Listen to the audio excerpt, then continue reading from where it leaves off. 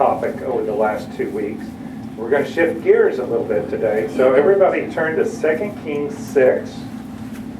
2 Kings 6. And we're going to go to verse 15. This is a story about Elisha, one of the big-time prophets in the Old Testament.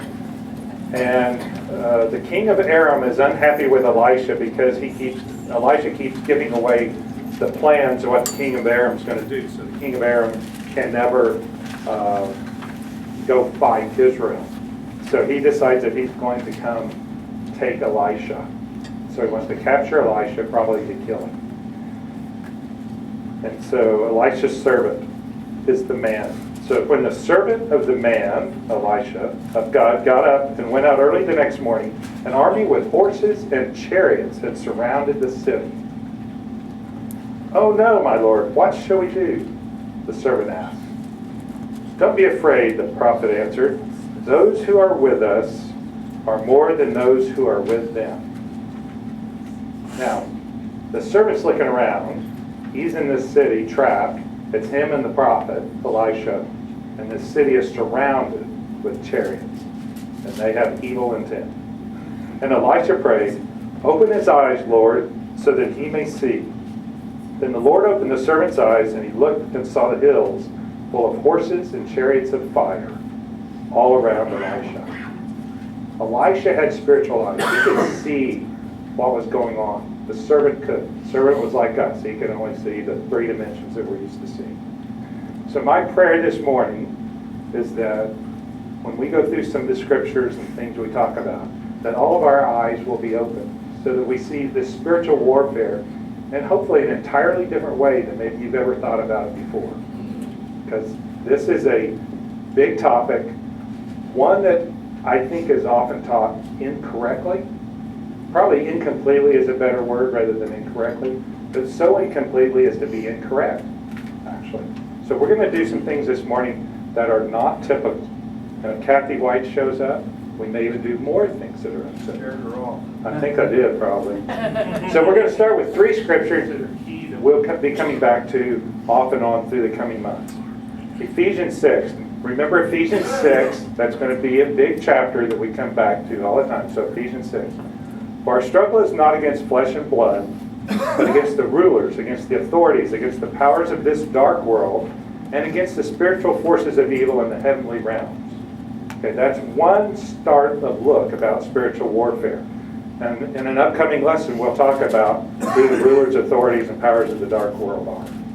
So we will have something coming up specifically on that.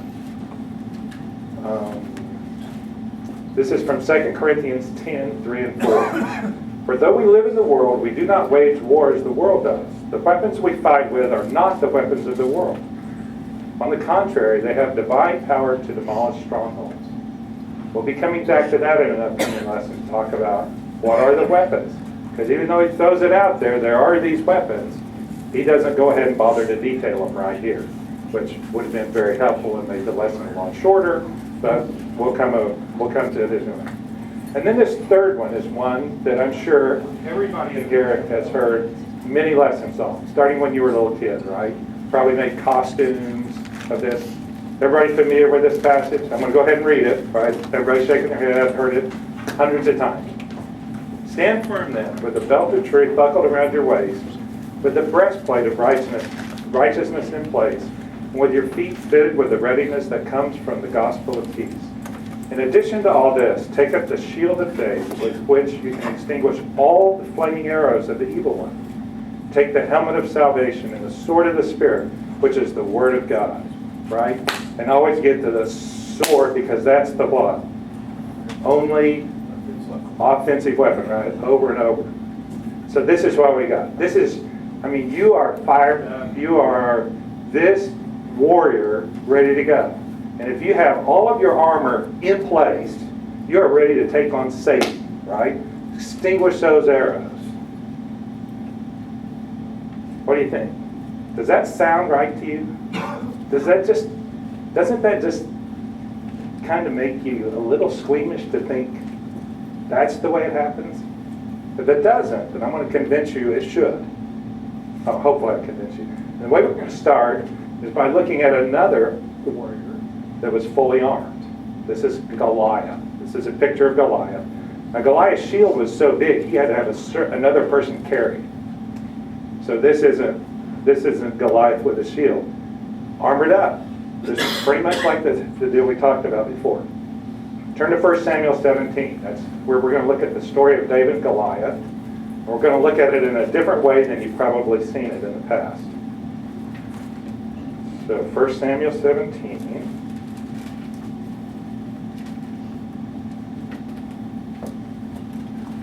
This is a very long chapter, as you well remember. 8 and 9. The reason I picked 8 and 9. Goliath stood and shouted to the ranks of Israel, "Why do you come out and line up for battle? Am I not a Philistine? And are you not the servants of Saul? Choose a man and have him come down to me. If he is able to fight and kill me, we will become your subjects. But if I overcome him and kill him, you will become our subjects and servants." What's his challenge there? Send somebody out to fight me. And his intention there is send a warrior like me out to fight me. Right? Because they've got this whole Israel army. Everybody's armored up, just like Goliath. He's saying, send somebody like me out to fight me. That's his challenge.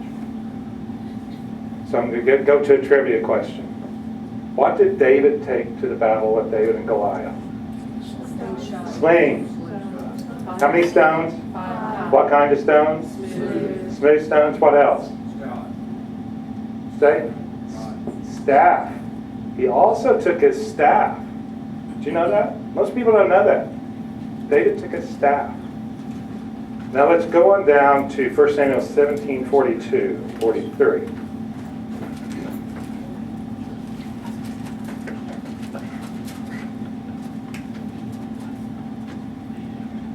This is Goliath. Goliath looked at David over and saw that he was little more than a boy, glowing with health and handsome, and he despised him.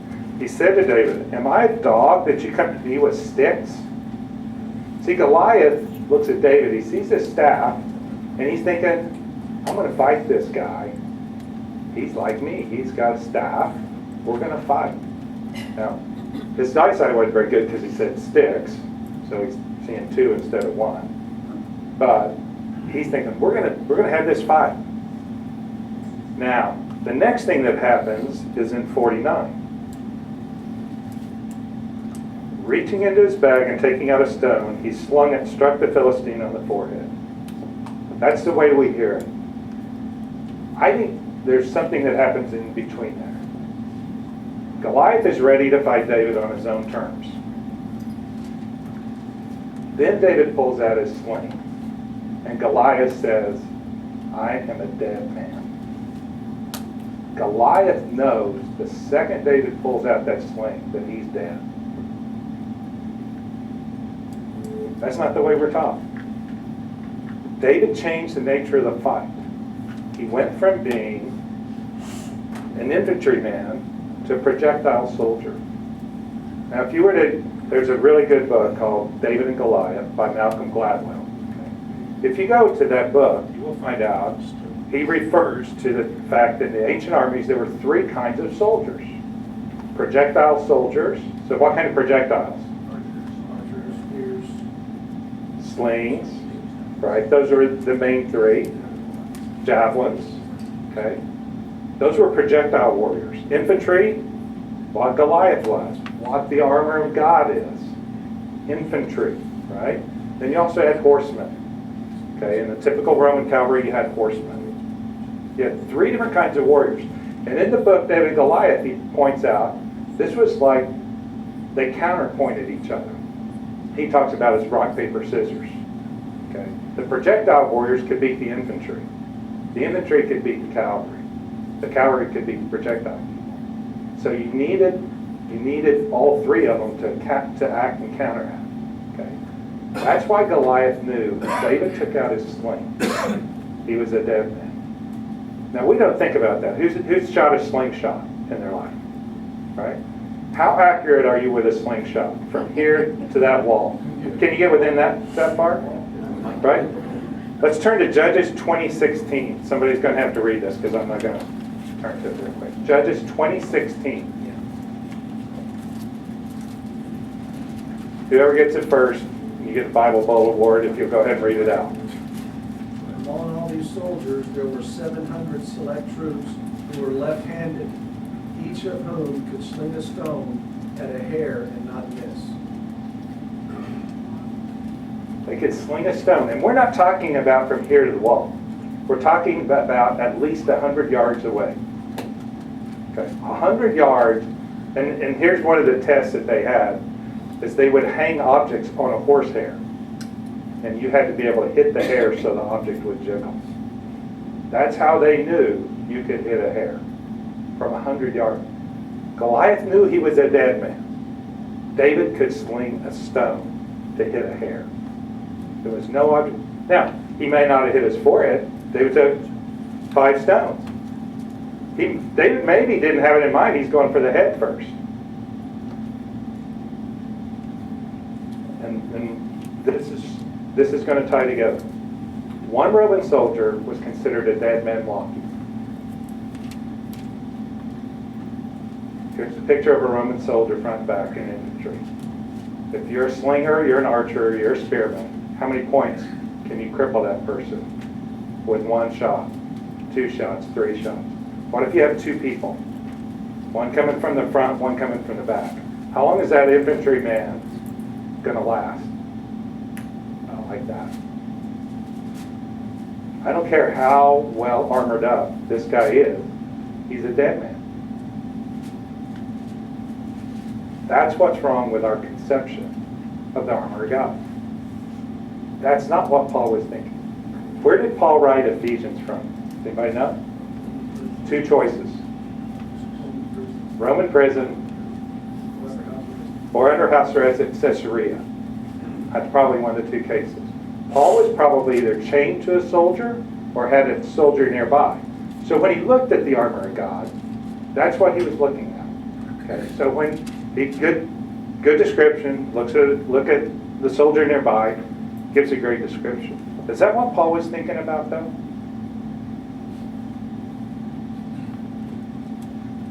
Let's think about another verse. This is the verses that come just before the armor of God. Finally, which means finally, and there's been a whole bunch before this, which we'll talk about. Be strong in the Lord and in His mighty power. Put on the full armor of God. Why? Why do you put on the full armor of God? So that you can take your stand against the devil's schemes. Does that sound like you're going to go battle? Is taking your stand sound like you're going to go battle? It's a little different. For our struggle is not against the flesh and blood, but against the rulers, against the authorities, against the powers of this dark world, and against the spiritual forces of evil in the heavenly realms.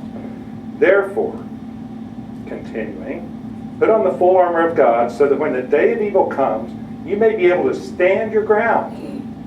And after you've done everything, to stand. He's talking about you're going to take a defensive stand. When this is over, you're just trying to stand. Right? You know, who stands after a fight? The victor stands, or if you have a draw, both people stand. 2 different cases. He's not talking about you're just going to go kick the devil all over. He's talking about withstanding, standing. Okay? Does that sound like the soldier, or look like the soldier we talked about earlier? Not quite. Who's Ephesians written to? The church at Ephesus. What's Ephesians about? First, especially the second part. It's about the church, right? It's about how you behave in the church. That's why it's the therefore and the finally word. It's connecting back up. Paul isn't talking about me individually putting on the armor of God. Here's the one quote out of all the books I've got that gets to the essence of this. The verses show a Christian not as a gladiator, but as a soldier in an army. The Christian is not intended to defeat the enemy single-handedly, but as part of a united marching army. This army is the church. That's what Paul's writing about. That's what Paul was looking at when he was sitting in his prison. He wasn't watching single soldiers walking around. He was watching the soldiers drill. Here's another one.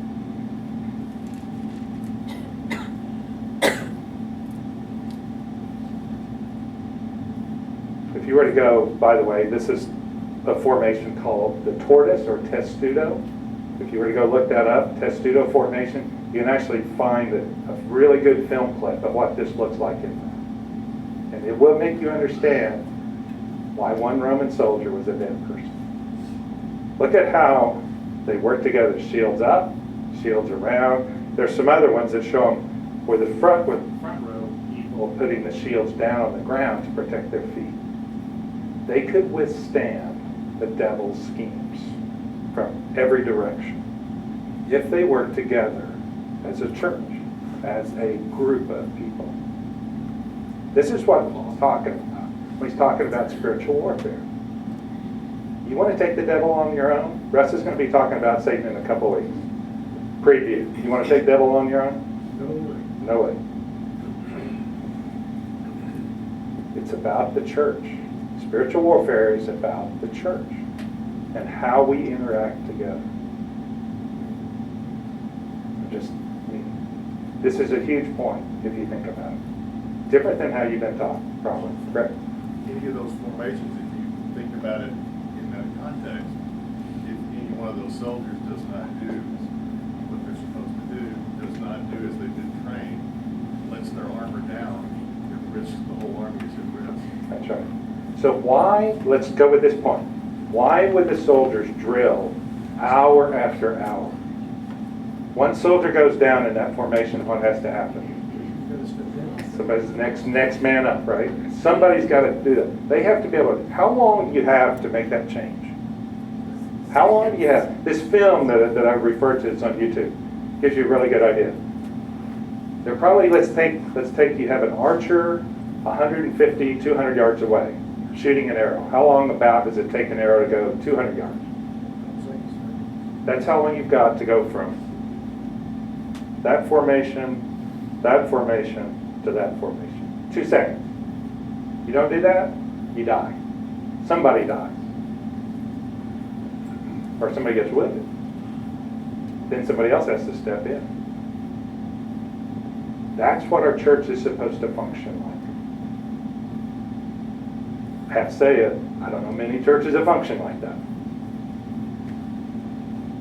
We see the world as Westerners, as individuals. Everything. If you go to Mardell's, and I've said this before, so somebody may remember it. If you go to Mardell's, what's the subject that almost every book about is with Mardell? Me, right? How do I pray better? How do I have a better spiritual life? How do I overcome my death?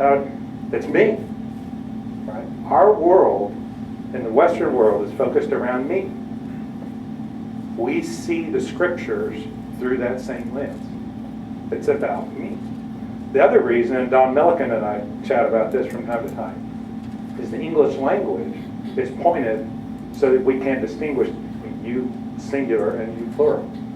So we tend to think of when the scriptures go and just talk about you, think about us individually as opposed to us corporately. Big difference. Phil? Yep. A couple things I've read about this too says that the reason that Paul, the way that he lines these out, the shoes, the shield, the helmet, is all of them except one are defensive in nature to protect us from that attacks on us. The sword is the only offensive, and he names it last. Yep. So it goes along with the thing you're saying is that mainly to help us withstand the... And that's what the verse says, right? Withstand the devil's schemes. Right. Now, Paul didn't give a full description, as I'll go off topic slightly here. Roman soldiers, when they went into battle, actually had other weapons.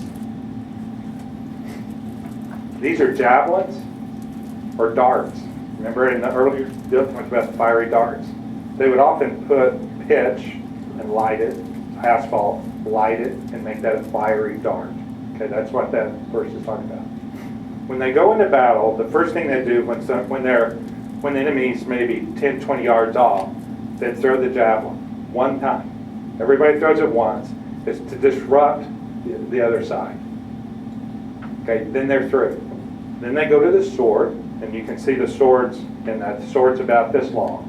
The sword was meant for stabbing only. It wasn't a slashing weapon. It was a stabbing weapon. And then the belt, the truth, had a dagger also. So the sword on the right side, the dagger on the left side. So that's really how they were fully armed, if you were to go into stand up. This would be, see how the guys are bent down, protecting the feet? The guys in the back throw their javelins, drop the shields, the guys in front stand up, throw their javelins. Go into a different formation, go into battle. You can't protect everything on your own. Because if you do, you weigh a typical armor for a Roman soldier, 50, 60 pounds. You want to keep putting stuff on your feet, another 10 pounds. You can't armor up all the way around. You have to depend on other people.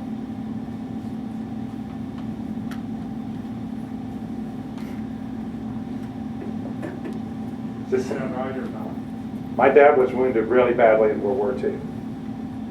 And he told me the idea that many weapons of war are designed to wound, not kill. Why? That's right.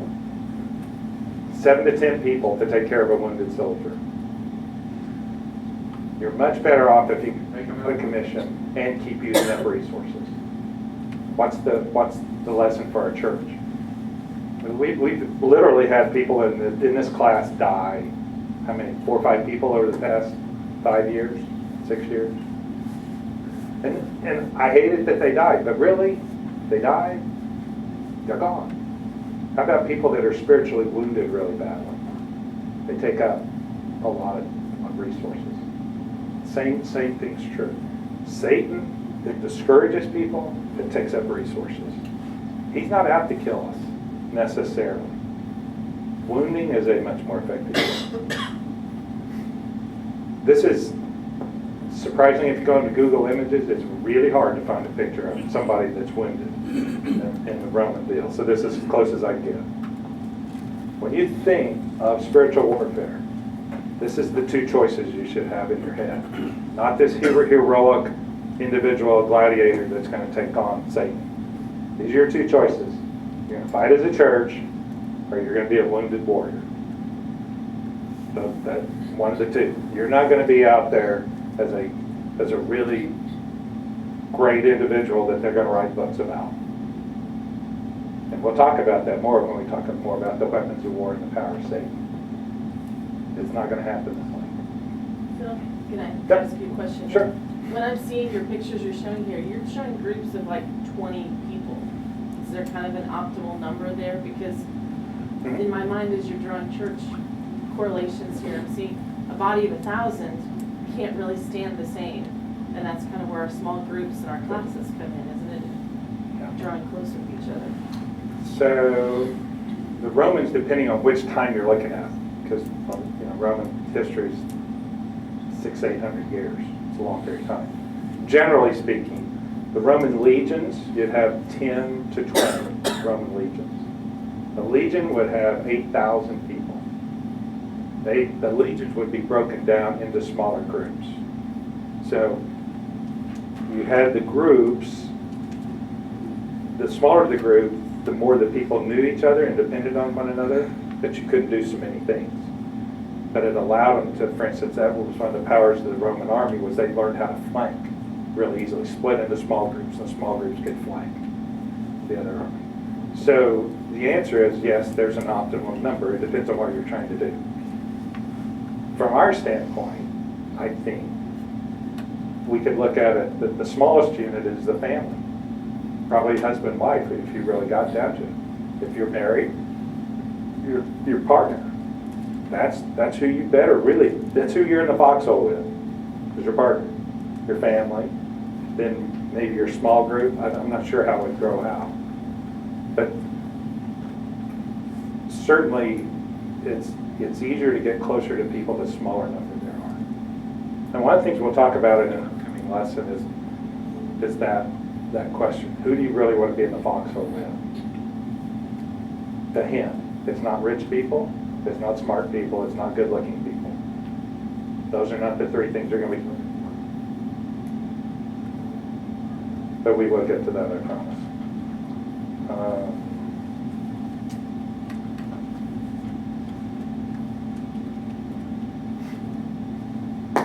Time of Paul.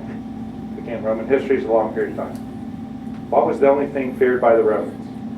Remember, the Romans had complete control of the Mediterranean. They had virtually, in the time of Paul, no enemies, external enemies. It's the only thing the Romans feared. The emperors feared the armies, the senators feared each other, the armies feared each other.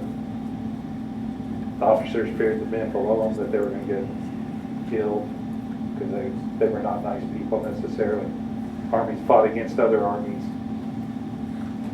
I won't go into all the lessons that are applicable to the church, but when we're armored with the armor of God and we're fighting as a church, very likely internal issues are going to be as big as external issues. That was true with the Romans, and it'll probably be true with us too. One of the most interesting things about all the books I have on spiritual warfare is, at least as far as I can tell, none of them define spiritual warfare. I thought that was interesting. And one of the reasons is I don't think, because it's portrayed as an individual sport, you can't get to a good definition of spiritual warfare. Because that's not what spiritual warfare is. So here's the definition I propose, and I propose that this is what we'll be using as an overall goal. And so you won't be able to go to a book, and I unfortunately don't have somebody brilliant that I can point to and blame this on. Spiritual warfare is the ongoing spiritual war of God and his forces versus Satan and his forces over whether each person in the world will become a disciple of Jesus and act accordingly. So how does that strike you? You like that? Not like it? What would you change? I would add what it's leading up to, since we know wars have a quote-unquote end, although we might argue that they ever end. This one is leading up to a conclusion at some point. So I'm going to skip 4 slides ahead to answer Brad's. This is the conclusion of the war. We win. God's forces win. We know that without a doubt. Go to the end of the Bible. God and his forces win. But in the meantime, we got a battle to fight, a war to fight. And when we talk about a war, as you'll see, we're not talking about World War II, World War I, which were giant wars. Those would be skirmishes of what we're talking about. We're talking about a much bigger, long-lasting war than those wars. But still, what determines, and why I propose that definition, is because the battle is over the souls of people. sorry, Phil. No, that's good. Because, but I'm going to go ahead, well, I'll come back to this in a minute, if people have specific things they want to talk about. This is the main idea I want to get. Okay. Spiritual warfare is not me versus Satan. That's the image we have to get out of our heads. It's us versus them. Us being the forces of God, them being the forces of Satan. Over they, which is everybody that's not us or them. That's the battle. Bill, would it be accurate enough to say that it can, in moments of time, be us versus Satan if we let Satan convince us that, hey, you only need your sword today, just grab your sword and get out there. Good. So What about what you got? Yeah, what Brad's saying is it accurate? Not put my word. Accurate to say sometimes it's us versus Satan. I would say the war is made of billions of little battles of us versus Satan. That's me versus Satan is a battle in the war. And I have to always be ready to be the soldier that's part of the unit. That is an ongoing battle. But that's not the war. There's billions of those little battles. But it's not the war. So, yes. The lordship of Jesus too is just so paramount in it too, because if you talk about he must reign until everything's right, the last time. Yeah. And part of what we're talking about right now is who's reigning where. And we'll start with a couple of weeks with Russ. Does the Lord Jesus reign over everything right now? No. It wouldn't be a battle if that were so.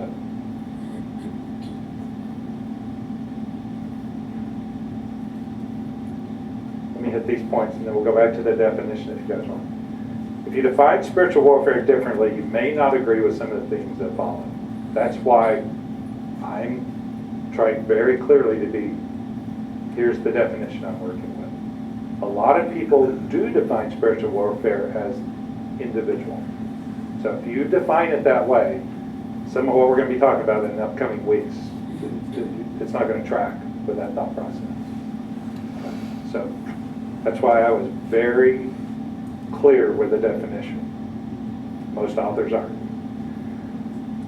And this is an interesting assumption that I didn't think about until reading one of the books that is involved. For purposes of study, we assume that the spirit world exists and behaves as it did at the time of Jesus. Now that's a big assumption. That's a big assumption. Not everybody agrees with that. A lot of people believe at the end of the first century, at the end of the apostles, whatever, things changed. That the spirit world, for some reason, and they have some scriptures that I don't agree with how they interpret them, but there are